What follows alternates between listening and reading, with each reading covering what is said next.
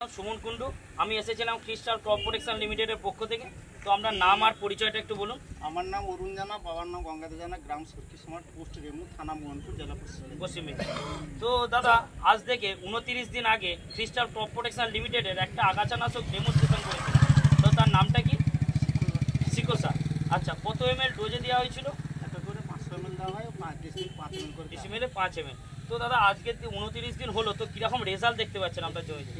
কোনো আগাছার আমি কখনো দেখতে পাচ্ছি না, বা আগে আগাছা জন্মও দেয় নতুন করে কোনো আগাছাও হয়নি।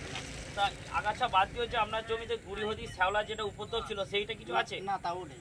আচ্ছা, তা হাত নিয়ে দেওয়ার জন্য যে একটা এক্সট্রা লেবার লাগে, সেরকম কিছু লাগবে বলে মনে হয় না? প্রয়োজনটা নেই, মানে অনেকটাই লেবারটা সাশ্রয় হয়ে গেল।